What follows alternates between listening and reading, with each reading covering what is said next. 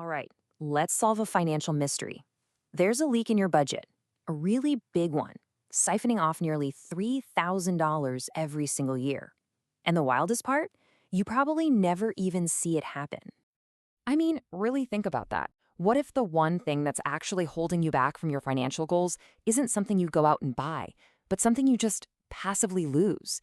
A threat that just hums along in the background of your life. And nope, I am not going to sit here and tell you to stop buying lattes. Frankly, a lot of us are getting pretty tired of hearing that advice. This isn't about those small, obvious choices.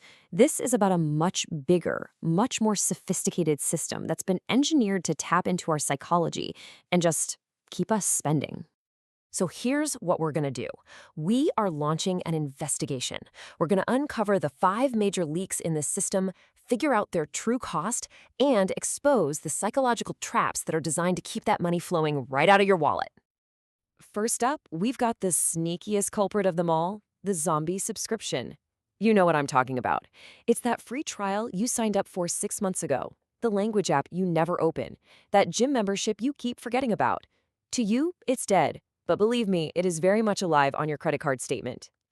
And those little charges, they absolutely add up. On average, these zombie subscriptions are draining an extra $17 a month from your account. That's a quiet $204 leak every single year. And for Gen Z, it's even worse, creeping up to $276. Now, this isn't an accident. It is completely by design. The whole business model is built on this psychological trick called status quo bias. See, companies make the pain of paying feel tiny. It's just a small, automated charge you barely notice. But they make the pain of cancellation a huge hassle. You gotta log in, navigate a bunch of confusing menus, and make a real effort. Inaction becomes the default, and that inertia, that's pure profit for them.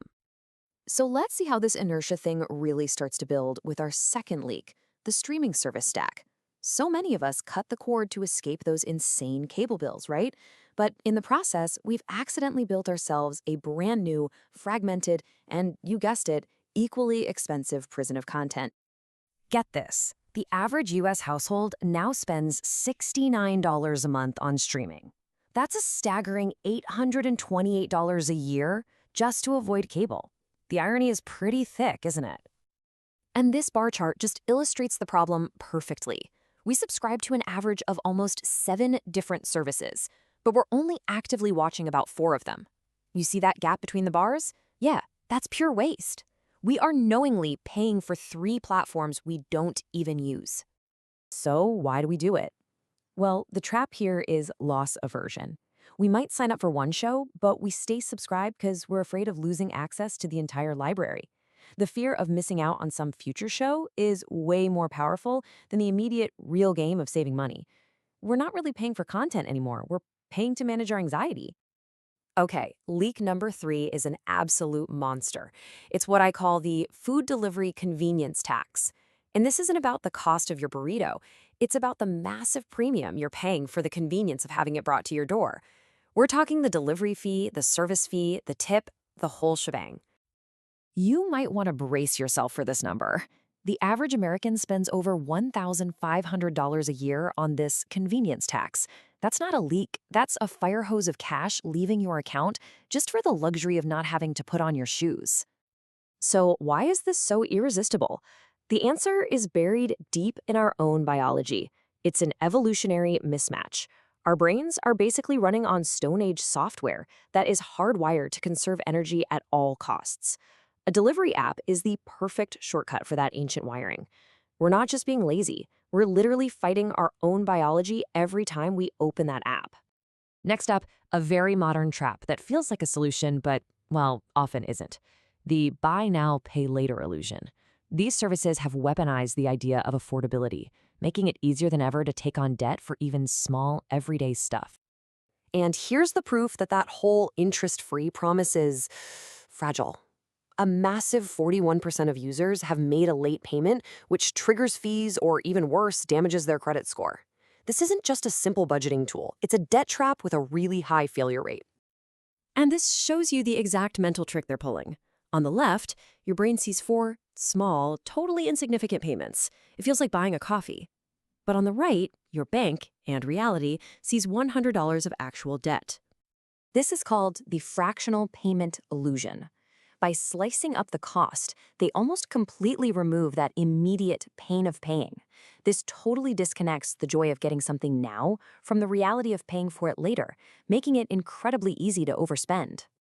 Our final leak takes us into the world of free-to-play mobile games. It's the microtransaction dopamine drip. Sure, the game is free to download, but it's meticulously designed to make you pay again and again and again for tiny advantages or little cosmetic items. And that little drip can become a flood. The average paying gamer in North America spends $325 a year on these small in-app purchases. Clearly, free to play is one of the most misleading phrases in modern business. So how do they do it? It's pure operant conditioning.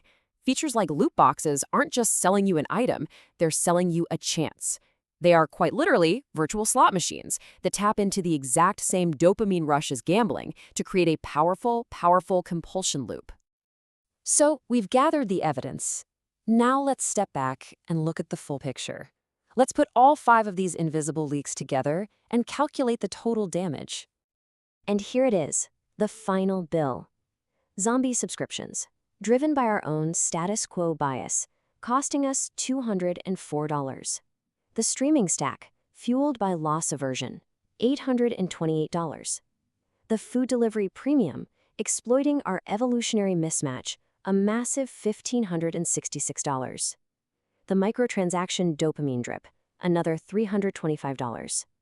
And the buy now, pay later fractional illusion encourages overspending on top of all that. When you add it all up, the total potential leak is over $2,900 a year. This isn't accidental spending. This is engineered consumption. But you can fight back. You can counter-engineer these traps. Here's a quick 5-step plan. 1. Make the invisible visible. Actually go through your bank statements. 2. Rotate your subscriptions. Actively cancel and resubscribe to services when you need them. 3. Add back some friction. Delete your saved credit card info from those apps. 4. Use a 24-hour cooling off period before you make any non-essential purchases. And 5. Reframe the tax. Consciously calculate the full cost of that convenience before you hit order. Ultimately, that $2,900, it isn't just money. It's a resource that could be paying down debt, building your savings, or funding your actual goals. These systems are designed to separate your spending from your values. So the final question is a simple one. Your money is a tool. Are you the one controlling it, or is someone else?